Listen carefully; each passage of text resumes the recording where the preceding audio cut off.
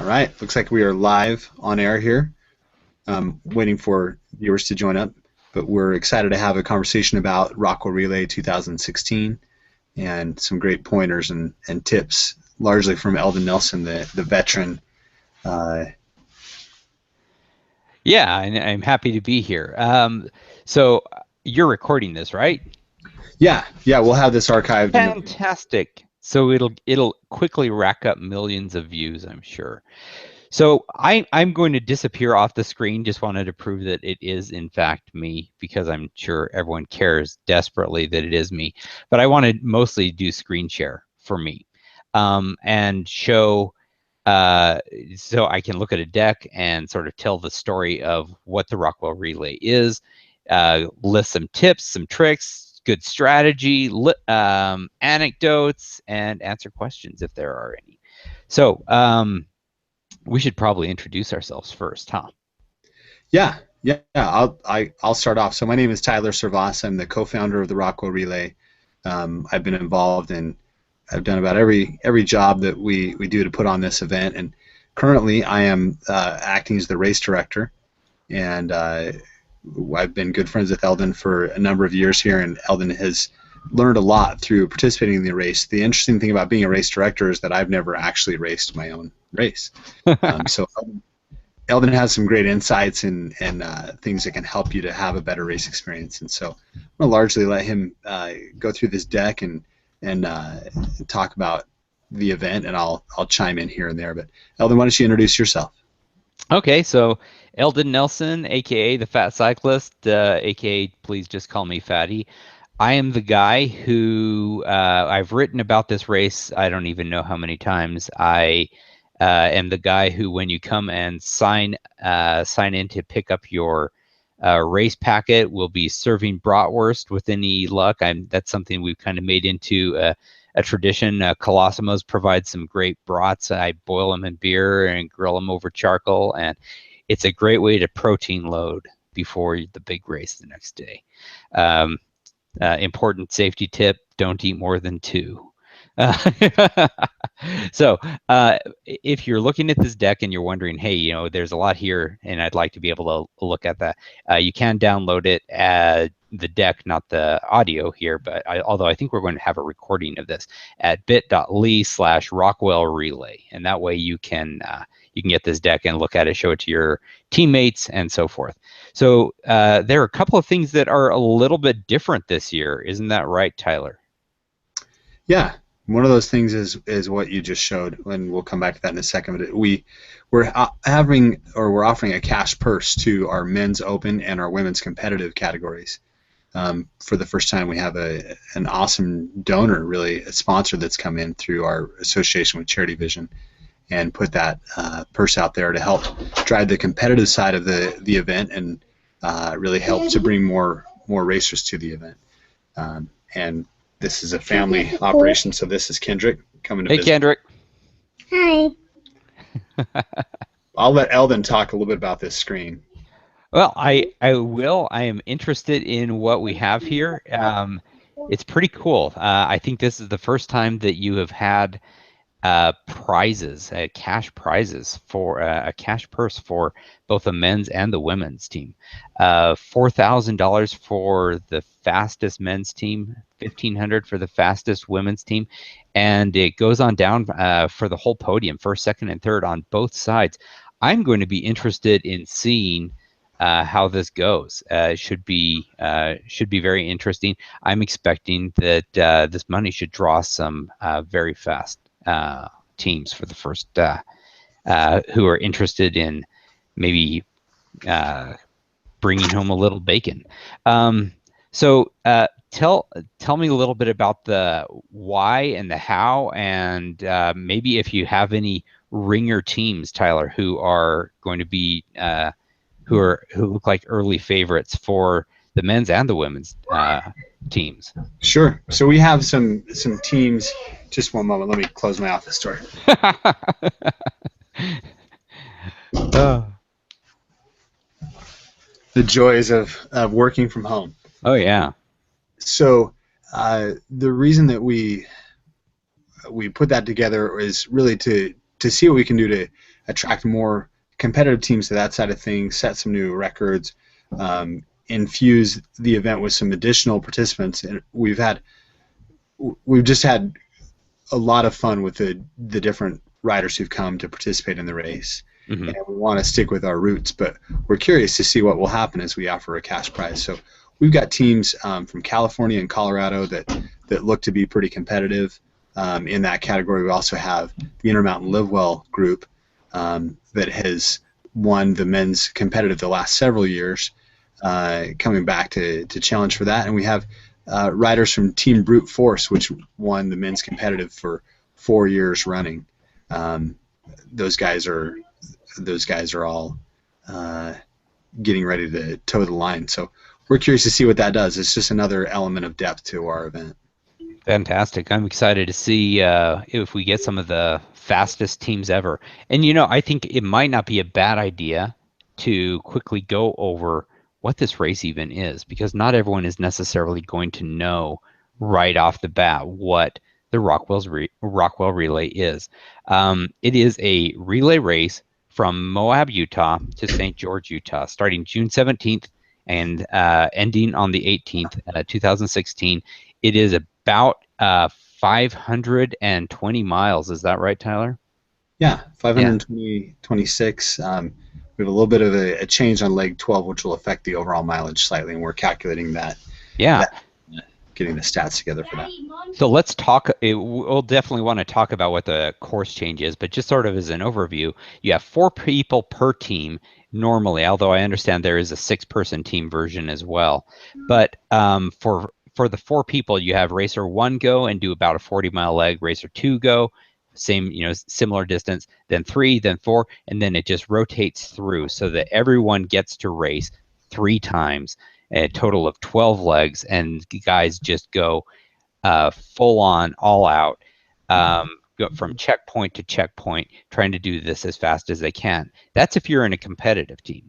If you're in what they call the non-competitive teams, then you have no particular reason to go any speed except for what you want to. You're still doing the full distance, but if you're like, wow, we're all super tired, and you want to maybe back it down a little bit and maybe even skip a leg, then that is just fine. You can go ahead and just take the distance that you need to.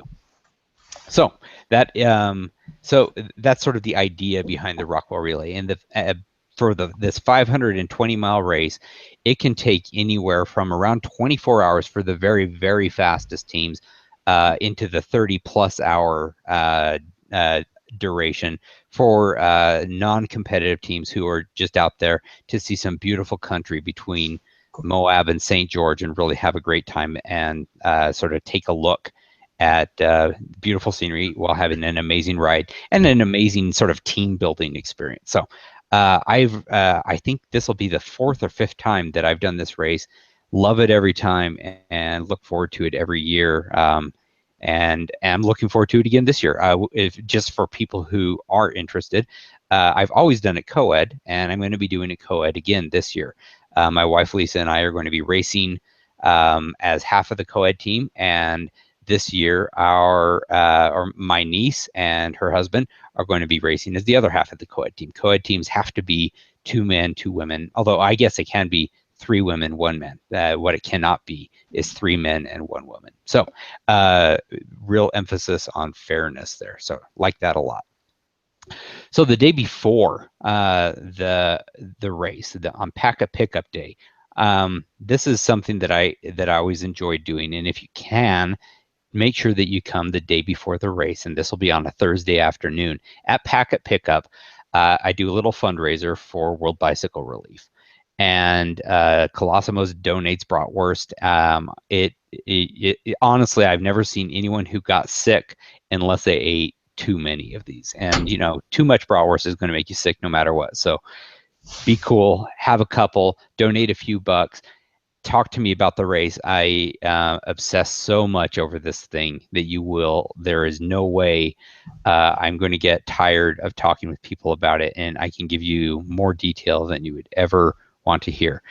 And then something we always do is we go to Paradox Pizza in Moab, order a couple of pizzas, and then put them in bags because that's what we're going to eat the whole. I mean, we go through 2 or 3 pizzas during the whole ride. So, you know, that doesn't work for everyone, but it definitely works for us.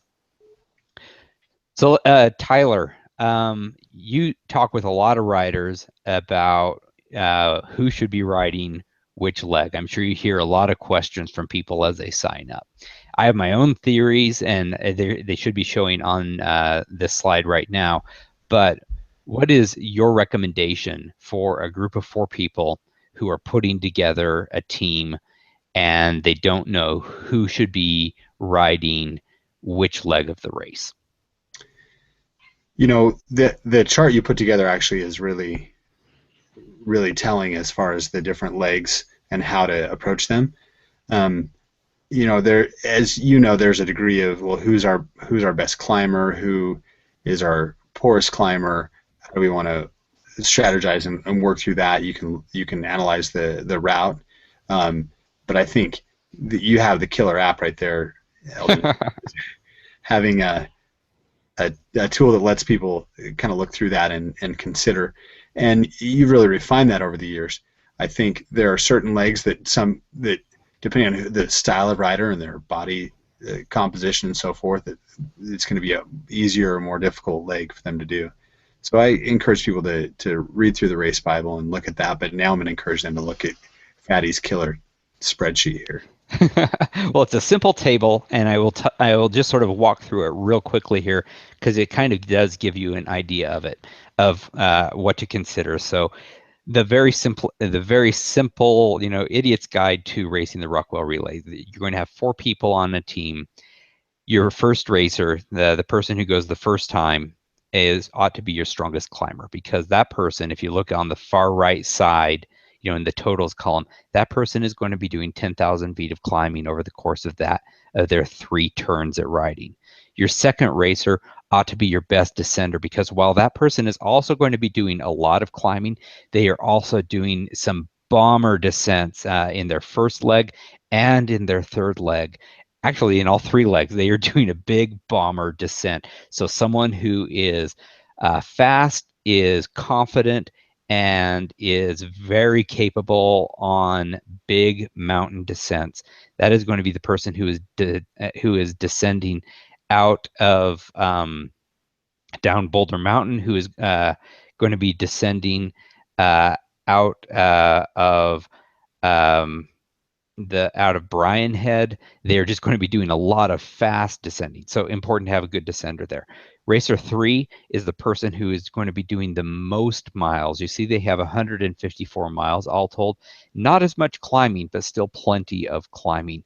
Often pretty windy. It's a good idea, especially in that first leg, to be prepared for a lot of flat to a little bit of climbing, just a lot of working together with other teams if you're lucky, to really push a lot of watts for a long time.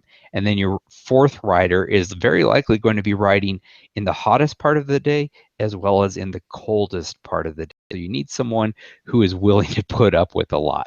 And that person is also going to be doing some big miles, especially on that first ride. It is a big climb followed by a long flat section, and you can really feel it. So you'll notice that what I consider to be the hardest leg, the most difficult leg for each of the 4 racers is highlighted in red. Racer 1, their third ride, that 3,300 feet of climbing in 37 miles, boy, it is rough. It's also the most beautiful leg, probably, I think, of the whole race, as you climb out of the desert and into an alpine mountain. It's just gorgeous. Racer 2, it's the hardest leg is very likely going to be in the middle of the night. You're doing a big climb followed by a big descent, and it's rough, but also it's something that will stick in your head forever, doing a big mountain descent in the dark, and it gets pretty chilly.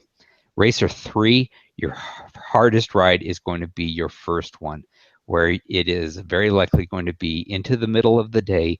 You're doing 56 miles.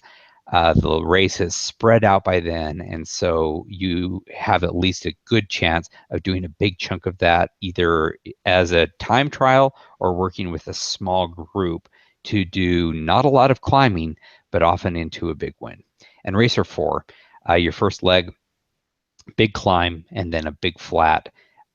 Things are spread out. If you can find one or even two people to work with, you're going to save yourself a lot of pain, a lot of time. So a lot about that, but this table, over the course of doing this several times, that's kind of my observation. Of course, your mileage may vary. If you're really fast, which legs are in the dark and which are in the hottest part of the day, it's going to vary.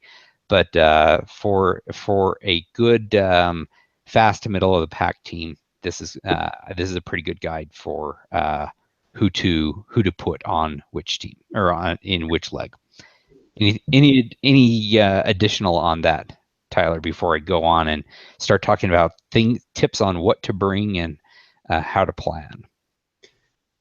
I would agree with the way that you've designed that and described the different legs that are in there, and I'm curious to see as we get into the things to bring and the equipment. That's what I thought of right off is how do you handle things like rider number 4 and the extreme temperatures, some strategies for coping with the heat or the cold. That really is the nature of the race, and where you've got extremes in the desert to extreme warm or hot, Mm-hmm. and cold at the alpine level. So yeah, continue. I like it. All right. So clothes to bring, and it's kind of these first two bullets really tell it all. Bring your riding clothes for the hottest part of for your hottest ride, as well as your clothes for your coldest ride. I understand that it once even snowed one of the years up high in the mountains. So honestly, I bring pretty much everything that I own, stuff it all into a duffel bag, and I am prepared to ride in freezing weather and in 100+ degree weather. And it's very likely that both will happen in a 24-hour period. You are riding all the day, all through the day, all through the night, and in the desert, it gets both very hot and very cold. I don't know if you bring everything you own, Eldon, because I recall a picture on your blog of your driveway covered with jerseys from events. I, It was if vast. Fair point. I did not bring every short sleeve jersey I own, but I bring a representative sample of every type of clothing that I own. So I have 4 pair of bike shorts that I bring, and I bring tights, and I bring knee warmers, and I bring short sleeve and long sleeve jerseys, and arm warmers, and light, medium, and heavyweight gloves, and a skull cap, and I mean just everything, light, medium, and heavyweight socks, shoe covers, just everything that I might possibly need, as well as comfortable clothes for afterward. I like to show this picture that you can see here. This is one of the riders from one of the years we raced, Heather, after her, I think, 3 a.m. lap. You can see that she's wearing a shirt and then 2 coats and has a blanket. So it clearly gets pretty cold during the evening legs. Be prepared for that, and be prepared to take care of your rider, because they're definitely going to be cold as it gets as you get into the night laps. So let's talk a little bit about other stuff that you want to bring. And these are just some sort of random things that I've been glad that I've had, or that I've wished I would have brought. Chamois cream, boy, to be honest, I think I'm probably one of 4 people in the world who just never uses it. I know that most people use a lot of it. You're going to be riding several times, and the second time that you get on, on your bike for your second leg, you feel it a little bit more than you do your first time. So be prepared for that. I think a cowbell is the most awesome thing that you can bring. Cheering your team on is a huge part of this race and cheering other teams on, because you're going to be leapfrogging and running into other teams all the time, and it's awesome to cheer on both the people who are on your team as well as people who are on your other team or who are on other teams. That's one of the great things about this race, is that it is incredibly friendly. You're going to get your hands dirty from handling food, and from cleaning your bike, and from just basically living out of a van or RV for 24 hours. So wet wipes, hand sanitizer. If you have a solar shower, maybe you'll be happy you have that. Anything that you have to make sure that you stay clean. Of course, you need lights for your bike, but in addition, one of the things I just love having when I am not racing is a headlamp. You can see in this picture I'm wearing one. Once the sun goes down, I put that headlamp on, and I just leave it on for the entire night, so that when I'm jumping out of the van and rummaging around for something in the back of the van, or I'm working on someone's bike, I always have a light that I can just turn on at a moment's notice, and take care of whatever I am looking at. So in addition to your bike lights, a headlamp is just really, really valuable. If you're not wearing it all the time, then you just pull it down and wear it around your neck until you need it again. But boy, that is my absolute favorite #1 tip. If you have a headlamp that you can wear during all of the hours that it is night, and you're still doing a lot of work and looking around and finding food and tools and so forth, it can just make things so much easier for you. Ibuprofen, sunscreen, insect repellent. Can't overemphasize that. That is important. Something for comfort, a pillow, a blanket, and I like having a pen or highlighter. It is so nice. Because you're going to have a paper copy of the race Bible handy. It is nice to be able to write start times, finish times, notes, where your odometer was at, anything. It is just nice to be able to mark and take notes, especially as the night goes on and your brain starts getting a little bit fuzzy. Being able to take notes can help you deal with the fatigue and the difficulty you might otherwise be having just in keeping stuff in your head. So you wouldn't think that would be a big deal, but it actually is kind of nice to have a pen. Your thoughts, Tyler? I would dare say that you're pretty detail oriented as far as when you're going through the event, and some of the things you've learned and improved on probably been partly from taking those notes. So we hope that you come and you do the Rockwell Relay this year, and you want to do it again and in the future. And so jotting down some of those things that you'd liked or would change, or reminders, will help you have a better race for your next go round.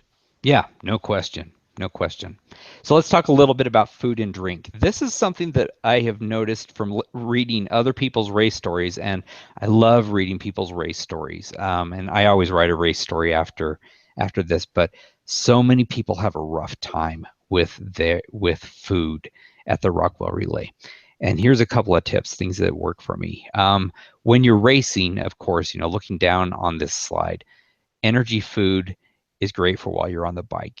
Goo, Carbo Rocket, those are what works for me. Use whatever works for you on the bike. But when you are off the bike, it is so important for you to rehydrate, especially after those super hot, desert sun, just dehydrating you like crazy laps.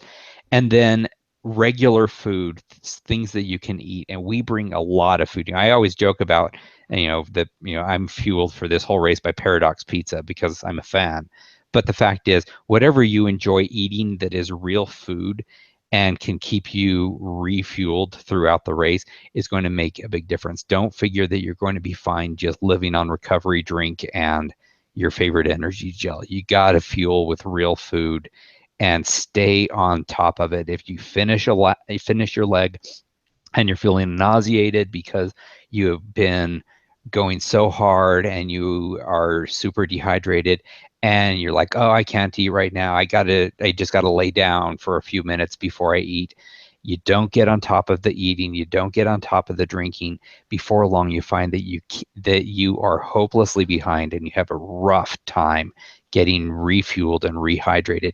Get on top of and stay on top of your eating and drinking, and you're going to be okay. That's I mean, it's something that is not easy to do. You feel like after a hard ride, you don't want to eat, but that is the important time for you to eat and drink and get your body back into a normal place. Tyler, I'm sure you've heard horror stories from people who have either uh, brought the wrong things to eat or haven't eaten enough.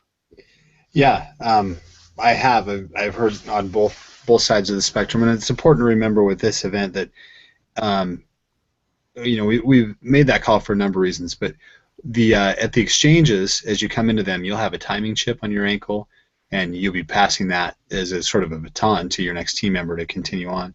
Those exchanges will have a 5-gallon cooler with some. This year, it's going to be um, gnarly hydration is going to provide the product there. But in any case, you're self-supported. You're supported by your team. We've done that partly by design because everybody has a certain kind of race food that they're accustomed to or they should be training with. So their gut is really adjusted to that particular drink or gel or what have you. But at the same time, having food on hand is important. There are long stretches where you're not going to be able to find a Subway or a Paradox Pizza. I think Eldon's getting an override on their sales. Um, but particularly when you head out from, let's say, when you leave Monticello or Blanding and head in towards Lake Powell, and by the time you reach places like Hanksville or Torrey, a lot of those things are going to be shut down. So planning ahead and having some real food with you. Um, there is a great Mexican restaurant called La Cueva where the exchange is held in Torrey, where you can get some food there as well. But I like the idea of having real food with you, having a pizza, having some Subway sandwiches. It's great. Yep. Whatever works for you, whatever you refuel with, things that you enjoy eating, bring some variety because, something that is your very, very favorite food, normally, for whatever reason, may not be super appealing when you just got off a 40-mile race. So let's talk a little bit about staying cool, and this is so critical because I don't think I have ever been on this race where there is at least not a couple of legs where you are riding in close to or above 100-degree temperatures. So a mister bottle, just a spray mist bottle or a squirt gun, one of those super soaker type bottle things, those can be really nice. Having a bottle that you can hand to your rider and just let them dump it over their helmet, that is great. One thing we always do is, we've always been glad we do this, is in addition to the ice chests we have that contain food and drinks, we have an ice chest that contains nothing but crushed ice. And we pack in that way. We pack bottles with that, and then put the energy drink or water into it, so that our rider always has a very cold bottle that they are drinking from. Cooling from the inside out really does work, and we rotate bottles very often. It's rare that we let a racer get to the bottom of their bottle before we swap it out, just because on a hot day, your drink gets warm pretty fast. It is nice to swap it out, and then we just pack more ice into the half full bottle and kind of work that way. Um, by changing bottles often and keeping things cold, you can make a very hot day a lot more pleasant for your racer, and that is nice.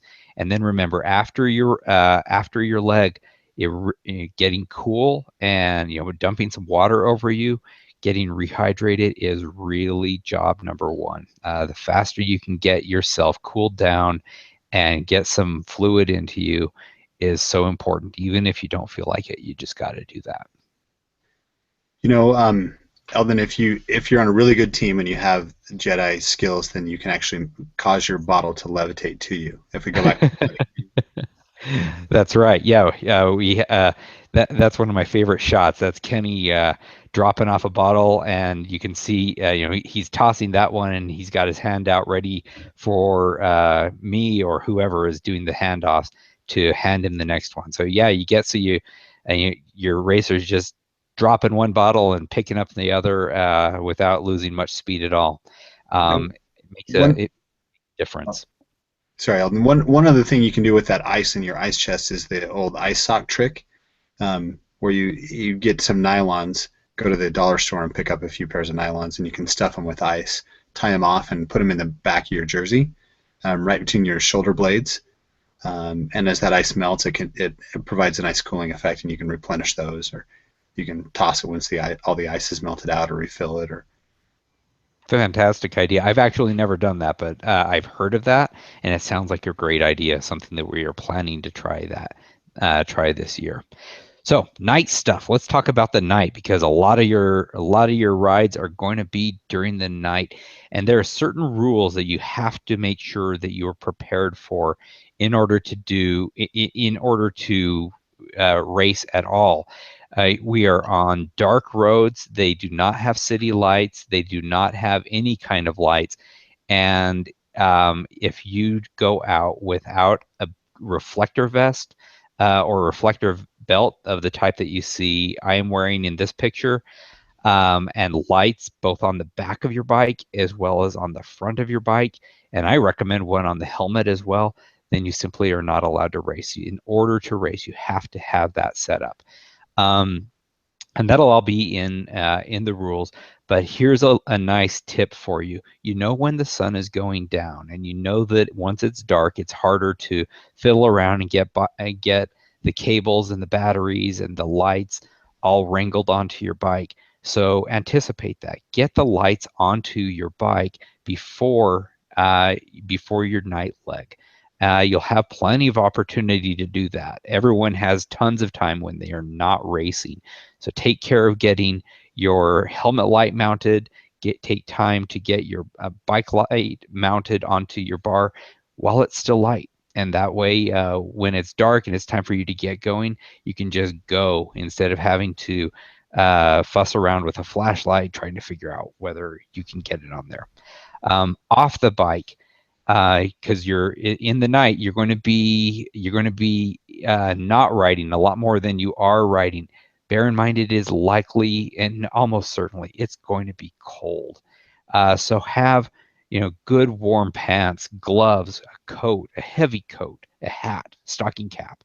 It's going to be cold.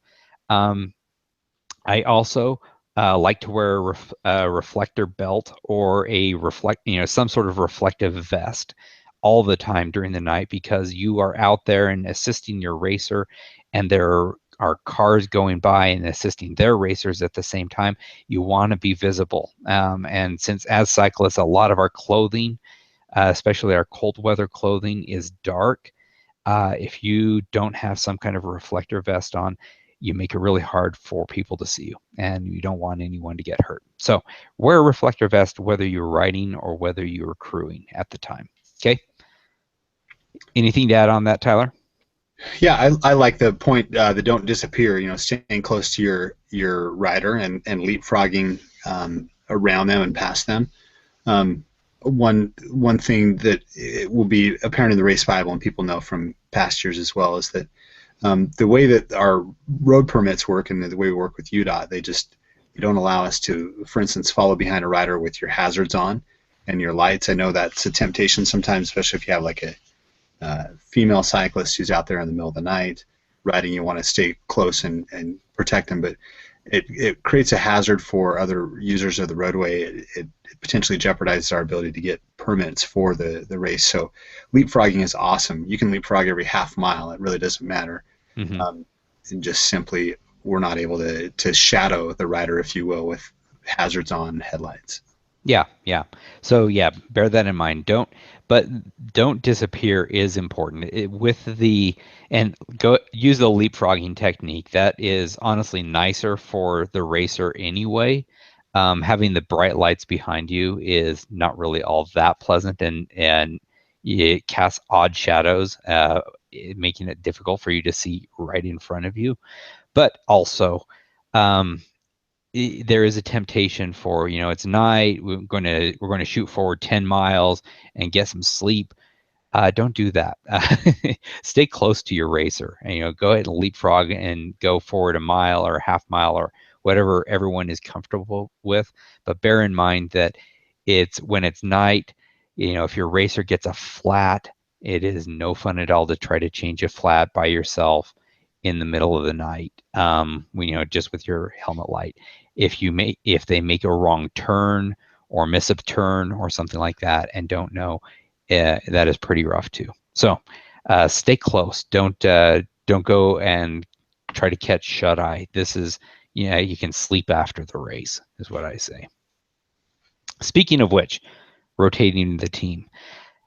And I'm working from the perspective that I have of the way that I have always done it. And I will also say that, preface this by saying many teams do things a little bit more deluxe than my team. The teams I've been on always have. We have always used just a van, is a Sprinter van sometimes, just a minivan for 4 people sometimes, and that is totally possible to do. You don't have to use a big RV setup for this. 4 people, no crew, minivan. We've done it. It works just fine. We've done it in a Sprinter van that's a little bit nicer. There's more room. But you can work with what you need to. Some people do it just with a couple of cars. So you don't think you have to have an RV to do this. I know I personally would not want to drive an RV for this thing. It's not something I'm good at driving. But some people have a crew, and that's really nice to have, because then when you're not racing, you have a little more time for recovery.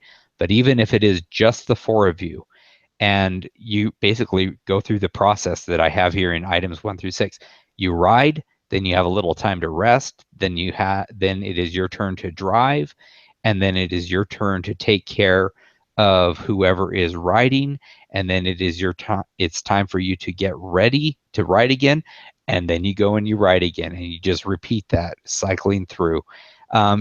And that's honestly one of the things I like best about this. With the Rockwell Relay, you get an opportunity to be all parts of a race. Sometimes you're watching the race, sometimes you're racing, sometimes you're crewing, sometimes you're a cheerleader, and no matter what, you're deeply involved, and it's super focused, and it's intense, and it is a chance to really, be a different part of a race several times during the day. So it's pretty amazing. I mean, it really is a huge, a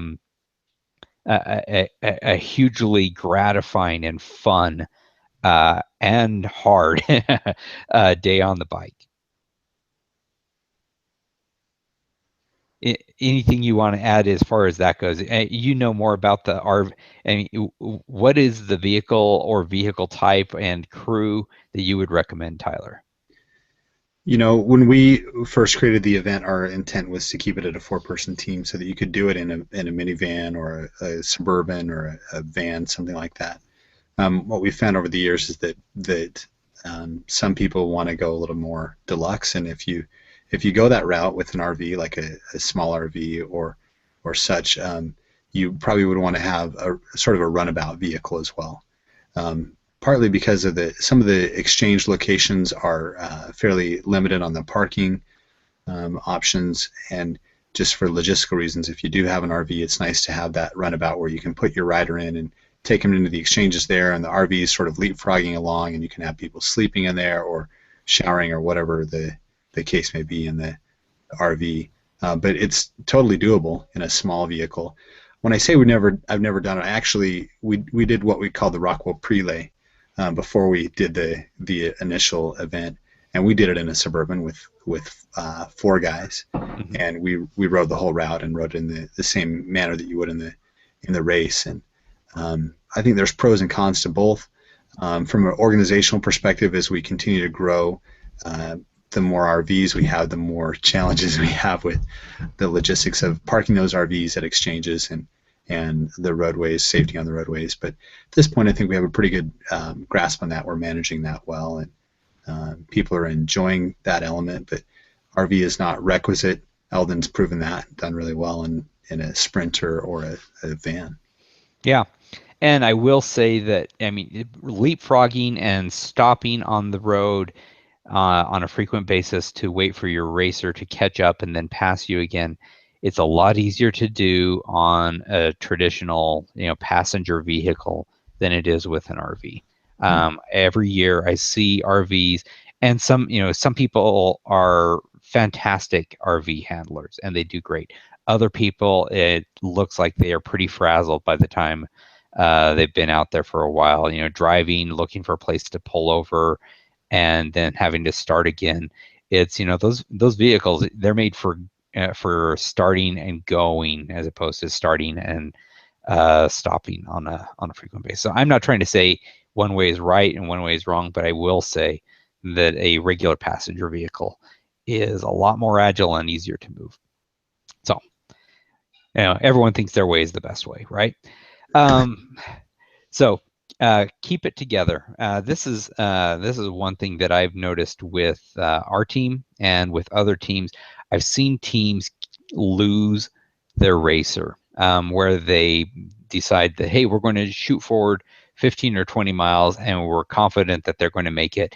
And then something happens and they don't know where their racer went and suddenly they go into panic mode. There's a temptation to take these long leapfrogs, get a lot of rest. Take it from me, it's a lot easier just to stay close to your racer. And if you leapfrog and know where they are at all times, you are not going to lose them. You are not going to wonder whether they missed a turn or have had a flat or have wrecked. You're going to know where they are. And frankly, it's just a lot better for peace of mind. We are a big fan of the 1 to 2 mile leapfrog. That way, in addition to the safety and knowledge of where everyone is at all times, it's great for morale. Here you in this picture, this is my wife Lisa, and she has a cowbell in each hand, and she is screaming and cheering and ringing the cowbells for the racers as they go by. You're not going to you'll sleep less and you're going to work more, but you're going to have a lot more fun as you enjoy what is one of the really unique aspects of the Rockwell Relay, and that is getting to know a lot of other teams who are having a day every bit as crazy and fun and intense as you. And you'll never lose a teammate, and that's nice. Yeah, that's a great point. I think it's interesting the camaraderie that you develop out there on the road. What I do see as I go along and work on the course and meet with our exchange sponsors and so forth is that a lot of the same teams end up grouping together, and they'll go through 5 or 6 exchanges together where there's 3 or 4 teams that all show up kind of the same time, and they're all getting their riders ready, and you get to chat. And it's not unheard of to have somebody dying in the heat and get a bottle from another team or whatever the case may be. So there's a great attitude of camaraderie at the race. Yep, absolutely. One time, I think it was our first year. Lisa was in her first her first leg as third racer. She'd done 50 something miles. It was brutal hot out there, midday, and we had already gone forward to get our next racer ready, and she was down to very little water, and another team gave her a fully loaded bottle full of ice and water and just earned our gratitude and help for forever. Another time, we came across an RV that had a blowout. One of their tires had gone, and they did not have a way to repair it in a timely fashion. We loaded their racer into our van and got them to the next checkpoint so that they could, so that they were able to keep racing, even though their RV had been sidelined while they figured out how to get their spare onto their thing. So work, remember that this is, most of us are not racing for money. Most of us are racing to complete and for, personal, whatever your personal objectives are. So, support other teams, work with them, be friends, have a great time, get out that cowbell and cheer for people. Finish the race with a hoarse voice from cheering for folks. So a couple of practical things, the tricky turns, and this one is important, especially the second bullet, for personal reasons, which I remember and which I've given Tyler a hard time on a number of times. But leg two, cyclist two, in other words, the second person to race the first time they go out. You will be leaving from a park. As soon as you leave, it seems like you're going in a direction perpendicular to the course. You're going to turn right. You're going to turn right, and in less than a block, in one block, and then you're going to turn left with the stoplight. So it seems a little bit awkward. It seems a little bit weird the first time you do it, but that is it. So just plan on knowing that you're going to be going away from the course. You're going to turn, and then you're going to be there. So that's important. For leg two, cyclist two, in other words, once again, the second racer, the second time that they go out, you're going to be going for about 2 miles, coming out of this Mexican restaurant that Tyler was talking about, and about 2 miles. You've gone 2 miles. You've been going straight, and there is a left turn. That is Utah 12. And if you miss it, you are just going straight and you feel like everything is going fine and all's right with the world. And that road just goes on and on and on. And I missed that turn the first year we did it. I think I went about a mile before another team who had seen me not make the wrong turn, but had failed to make the right turn, or the correct turn, which is the left turn. They chased me down. So I owed a big a debt of gratitude to a team that didn't know me. I didn't know them, but they were just doing the right thing. So, kudos to folks who go out of their way to help someone from riding off into the sunrise. I guess I would have just kept on going. Who knows how long?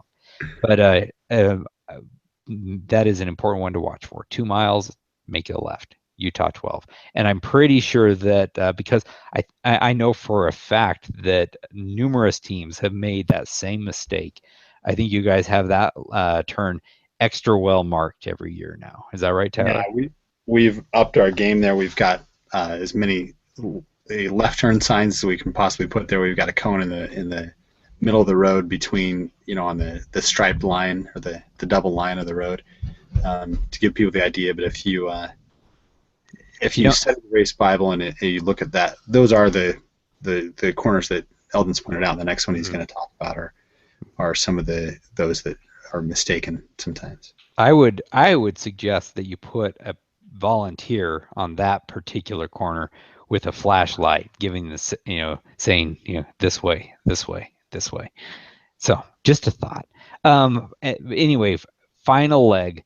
As you start, it's a good idea to figure out what direction you're going to be going. Watch other racers before your leg begins. Lots of people head in the wrong direction. And then also, there is a new course, or there has been a course change. So there's a new turn at Veo, and I'll let you tell me about that, Tyler, because I am not familiar with what we're going to be doing that's different this year, and where we're going and the why. So how does the race end differently than it used to? Yes, that's a great point for those who've done the race before. It'll be new, obviously, for new riders. But as we come into Veo, typically we continue straight on the highway and come into St. George and finish at Bluff Street Park.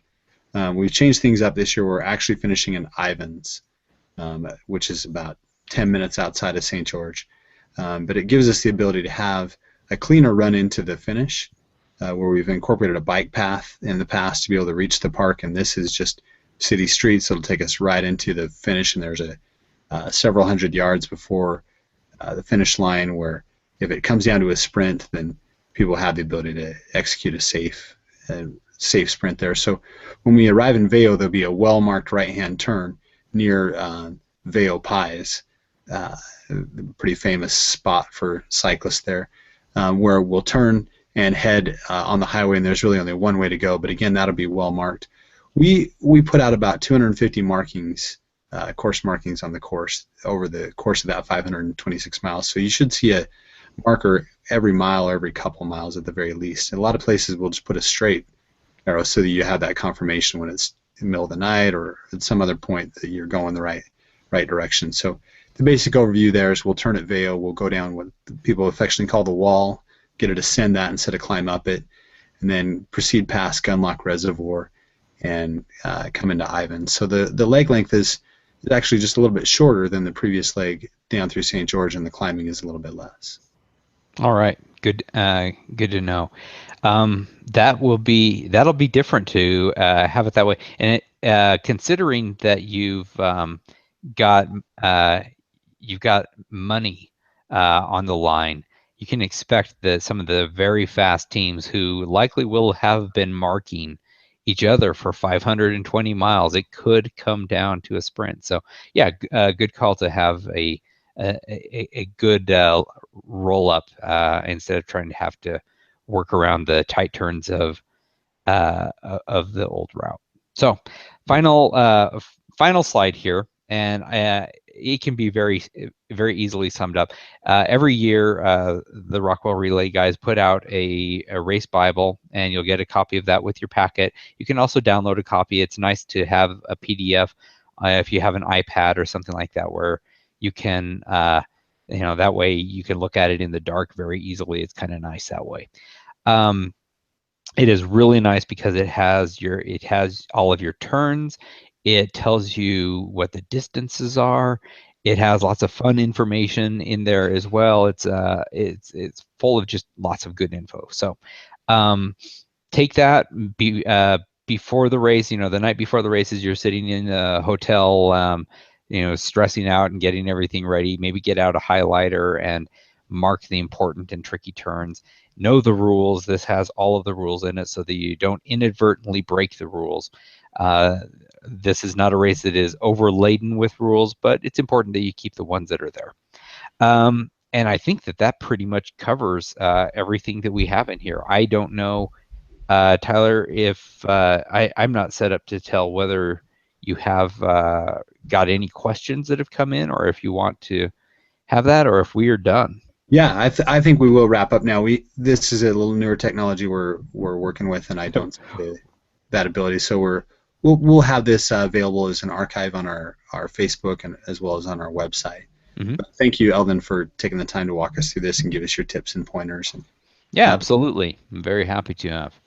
So yeah, looking forward to see you in on June 17th through the 18th, which means I'll be finishing this Rockwell Relay on my birthday, my 50th birthday. Oh, yay. So have balloons and cake ready for me, okay? You got it. All right. Great talking with you. Thanks, Elden.